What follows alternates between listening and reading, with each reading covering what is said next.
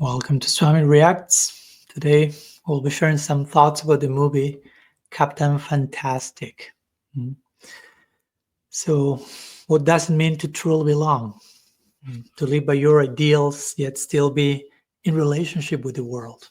What does it mean to not compromise? What does it mean to rediscover your ideals in yet a deeper way to accommodate what's going around you? At least for me, Captain Fantastic is that it's not just a quirky indie film, so to say. It's a meditation in one sense of radical parenting, uh, freedom, grief, social resistance, and the soul's deep yearning for balance, finally. So we are invited in this movie to meet a family that somehow has rejected modernity, but at the same time, it's still somehow haunted by it.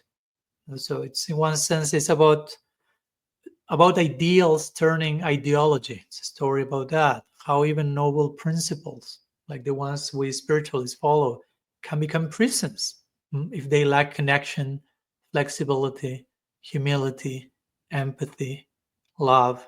So this is a meditation on all of these. And of course, just to clarify, when I'm doing this Swami Reacts, I'm not trying to force you up on watching movies or trying to establish watching movies and as a new type of spiritual practice. But I think there is a place for us to connect with what seems to be non-devotional or ordinary and be able to draw deep lessons that we can relate them back to our core teachings. So I will say that Captain Fantastic is no exception to this rule. So here the main character, the father of the family, I think is Ben Cash, his name. He's raising, hopefully I'm not spoiling that as much as you need to be spoiled. But he's raising 6 children in the forest, completely off the grid. They hunt for food. For those who are vegetarian, vegan, there will be an intense scene in the beginning. Learn to deal with that. They hunt for food, study philosophy, play music, train their bodies and minds, and celebrate the Noam Chomsky Day rather than instead of Christmas. But when their mother dies, the mother of the family, the children are somehow forced to leave their wilderness, utopia, and enter the quote-unquote real world. And as you can imagine, that triggers a whole crisis of identity, values, belonging. Again, for me, this is one of the main themes, as I like to highlight in my book, Radical Personalism. One of the deep spiritual tensions, not only in this film, but in our daily life, is between fitting in and belonging. Many times we make one word out of these two, but they are entirely separate and opposite ideas. In order to fit in, you have to adjust and stop being who you are. To fit in, it's external. In order to belong, you need to be who you are. It's about showing up as your authentic self and being accepted with all that it includes: crackings, woundings, virtues, everything. So this movie very artistically, beautifully dances and navigates this tension between these two: fitting in, belonging, and a balance. So the father, Ben, is raising his kids never to fit in, basically, into modern society. But the question is, are they allowed to belong? So in his effort to protect the kids from the so-called sickness of modern society, the movie in itself raises the question: has he created a new form of exile for his family?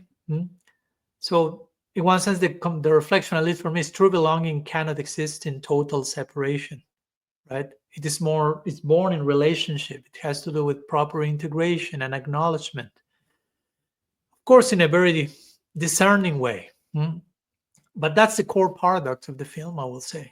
How to live truthfully without becoming an island, basically. How to honor my values and principles without necessarily alienating myself from everything and everyone. So Ben's philosophy, the father's philosophy, is compelling. Of course, it's noble, it's well-intentioned.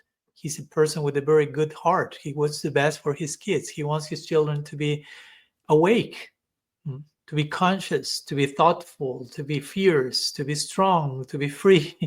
Again, some of them have 3, 4, 5, 6, 7 years old. They are studying Noam Chomsky. They're reading Dostoevsky. They know the Bill of Rights by heart. But interestingly, there is a moment in the movie when his oldest son says to his father, like, "You made us freaks." Mhm. And that, of course, hits hard, as you can imagine, for Ben. Ben is not a villain. He's not a bad person, but his story is warning us. Again, it's a constant warning for me, this movie. Even the most noble ideal of all ideals can become ego traps or ego trips. Mm. In the name of the highest, of the deepest, of the most organic, of the most natural, of the most everything, you can create your own jail. You can create your own bypassing. Mm. When our need to be right or correct or higher eclipses our capacity to relate, to be empathic, to connect, we may be falling into what's sometimes called spiritual pride. So that's a big lesson for all of us over here, guys. So in one sense, it's not enough to critique the system or to be against something. No, we have to be for something. We have to love people more than we love our philosophies, actually. If I fall in love with my ideology, instead of falling in love with God and with the whole of reality, how much that philosophy is helping me, right? A few interesting scenes from the movie. There's an interesting one where the families live in the forest, going to the city to participate in the funeral of the mother's funeral, and they're visiting the sister of Ben. So they're having a dinner with the other kid. They're the kids of the family, forest family, and the kids of the city family of Ben's sister. So the kids from the forest are used to being totally transparent, to be brutally honest, basically. So at one point they are talking about what happened to their mother, and they start to openly speak about suicide and antidepressants, and in front of their conventional relatives. And the other kids are like shocked, as well as their parents are. It's uncomfortable, it's unsettling. You are speaking too much raw truth. It's also revealing, of course. At that point, Ben, the father from the forest, is asking to her sister that she's complaining about your kids are speaking too much. I said, but if they ask a question, she would not answer it truthfully. So then we are brought to this idea: what's satyam in our tradition? What's actual truthfulness? And of course, it raises a deeper ethical question: that is truth enough, or must it be spoken with sensitivity, love, and timing? As the Yoga Sutras will say, when speaking about yamas and niyamas, satyam, truthfulness, comes second. First comes ahimsa, non-violence. So, yeah, speak the truth, but in a way that is loving and kind. Authenticity without compassion can become cruelty, can become a form of violence. And appropriateness without honesty can become repression. So again, balance.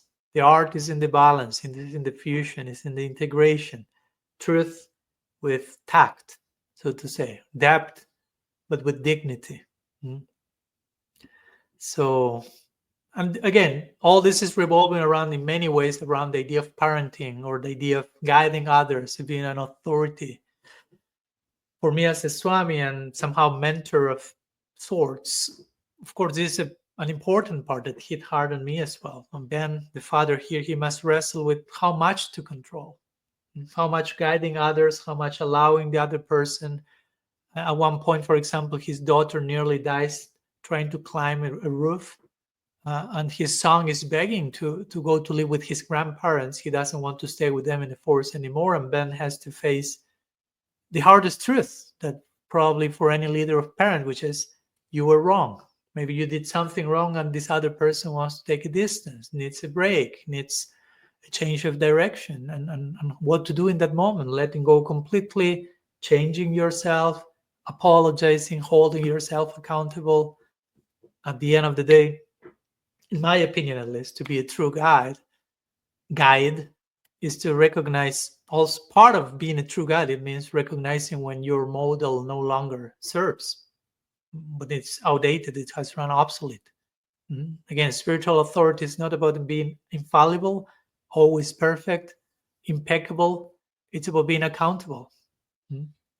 It's about allowing yourself to be authored by life's circumstances. When you are authored by life circumstances, by grace, with honesty, integrity, and dignity, you can become an authority when you are being authored in that way. So, of course, the movie gives a message there. Ben, the father, chooses humility over certainty. So to say he lets go, mm, mm. not he's not letting go of love, but he's letting go of control, which is not the same thing. And it's very important to let go of control for the sake of love, and to allow each other their space, their timing, their experience. In conclusion, for me, the balance or the final, the main theme, underlying theme for me in the movie is balance, the word balance. The final arc of the theme of the movie in itself is one of integration, reconciliation. Ben, the father, is not rejecting his values, his philosophy of life, but he's feeling the call to evolve them, to take them to another level. From order to disorder to reorder, to a new level of order and conception that can encompass deeper and broader. So at the end of the movie, we'll see him with his children in their home. The children are, instead of being homeschooled, they are going to school now. They're starting to have more interaction with society. There is some type of compromise, if you want to use that word, but that's not a type of failure of defeat. It's not a selling out. It's a growing up in one sense and learning the art of the dance of integration again. And it is so related to spiritual life, at least for me. And spiritual life, especially in our bhakti path, it's not about escaping the world. It's not about rejecting anything. It's not about indifference. Transcendence is about integration. It's about, again, not running away from, but showing up in the world with presence, with compassion, with wisdom, showing up courageously, vulnerably. We don't need to run away from anything. We just need to learn how to show up. And that's the hardest thing. I'm not using the word easy at any moment. To live your truth without needing to dominate others with it. Wow. That's the hardest thing. That's a big lesson. How to fully be yourself, how to fully live your truth without need of converting others, convincing others, imposing others, needing to dominate others through your truth, through your life, through your call. So in this way, Captain Fantastic, which is of course the title of the movie, a way to referring to the father figure, to Ben, is we may call it a love letter to the middle path. Again, balance, integration, reconciliation. Like Krishna says in the 6th chapter of the Gita, no, you should not eat too much too little, sleep too much too little. You should not recreate too much nor too little. Try to embrace the middle path in everything you do. So this movie is a love letter to that middle path, which is the most difficult to thread. We tend to go to those extremes so easily, So the movie is trying to give us this message. Yes, the system is broken. It's not that everything is glorious about modernity.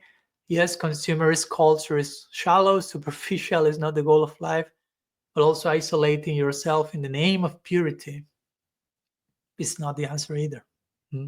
So the answer is what? To walk the sacred middle way, to resist, yes, but also to relate, right? Not to isolate. To raise awakened children, like I trust every good parent wants, who also know how to hold space for difference, who have some other points of view. It's not there's only one reference point. To criticize culture, yes, but not forsake communion, connection, presence. So at the end, again, for me, Captain Fantastic is not about the perfect solution, magical, definitive formula, do it like this, and it will work. It's about the family trying to live in integrity with their values and principles, making mistakes in the context of that, grieving and growing in the context of that. That sounds like how life operates, right? So in that way, in that sense, I felt called to share this review on that movie, because for me, the Captain Fantastic in many ways teaching us that real spirituality, if we want to translate all that to the spiritual practice and real spirituality is not just what you believe, but how you love, how you show up, how you let go, how you come back into relationship. And yes, it will be messy, it will be complex. Real spiritual life is simple, but simple doesn't mean simplistic. Simple means the integration of complexity.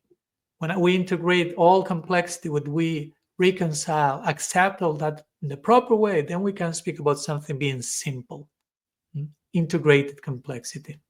So I'd like you to leave it with that. And of course, a few questions if you want to reflect along with me in your pursuit of truth. Have you left room for tenderness? No? In trying to pursue and speak the truth? Do we remain compassionate and empathic? What parts of you long not to escape the world, probably, but to meet it differently? How that will look like, and what or who in your life probably needs you to be less convincing and more connected. Let's engage for a moment in some reflection on that. And of course, please share whatever thoughts you have, whether you watched the movie or not, regarding these ideas we have been sharing here. And see you next time in our next session episode of Swami Reacts.